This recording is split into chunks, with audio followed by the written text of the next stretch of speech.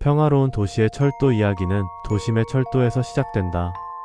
한적한 주말밤, 사람들은 특별히 바쁘지 않았다.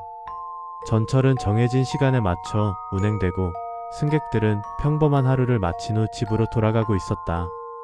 하지만 그날 밤 전철 속에서 일어난 한 가지 이상한 일이 사람들의 일상에 큰 파문을 일으킨다. 첫 번째 이상한 소리. 저녁 시간이 지나고 사람들은 전철에 탑승했다. 운행은 평소처럼 시작되었고 모든 것이 평화로웠다. 그런데 전철이 한 정차역을 지나고 그 순간부터 기묘한 소리가 들리기 시작했다. 그 소리는 무엇인가 고장이 난 것처럼 기계적인 소리였지만 뭔가 음침하고 불안했다. 사람들은 처음에는 그저 시스템의 일시적인 문제라고 생각했다. 3.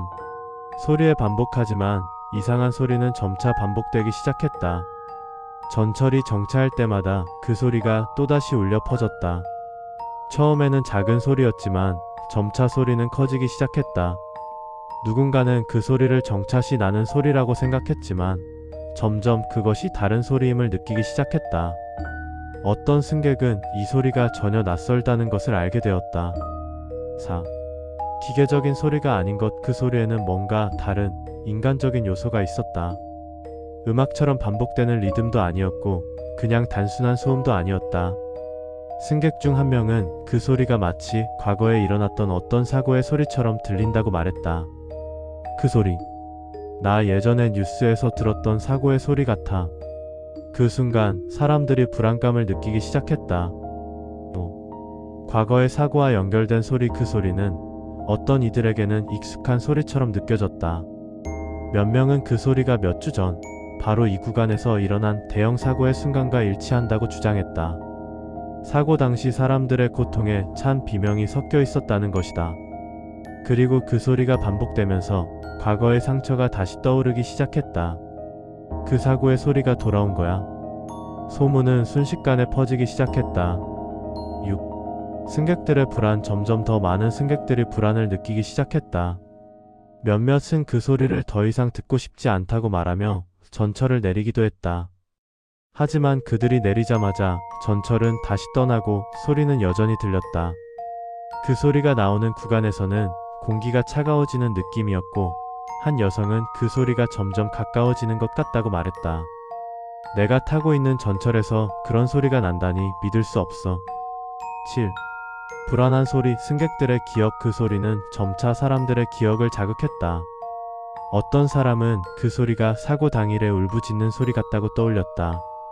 내가 들은 소리도 그랬어. 사고 현장에 있던 사람들이 고통스러워하던 그 소리. 그 소리가 더 이상 단순한 기계적 소리로 여겨지지 않게 된 순간 승객들은 전철을 타는 것이 두려워졌다. 8. 전철 속 공포의 확산. 그 소리가 계속 들리자 승객들은 점점 불안해졌다. 누군가는 그 소리를 들으면서 괴로워했고 누군가는 그 소리를 두려워해 전철을 내리기까지 했다. 그러나 이상한 점은 소리가 계속 반복되었고 전철의 다른 구간에서도 같은 소리가 들렸다는 것이다. 이건 우연이 아니야.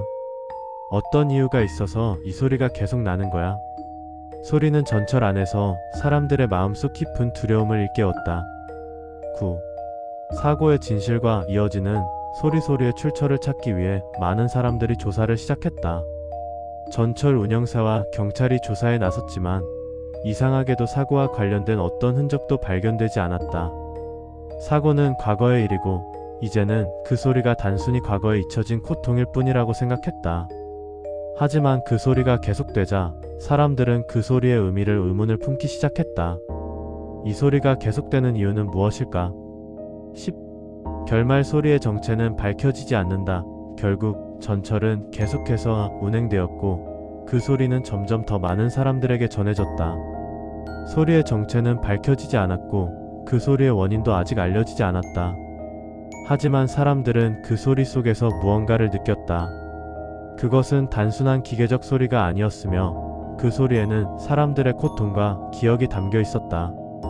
그 소리는 결국 우리가 잊지 않기 위해 계속 들리는 것일지도 몰라. 그리고 그 소리는 오늘도 여전히 누군가의 기억 속에서 울려 퍼지고 있을 것이다.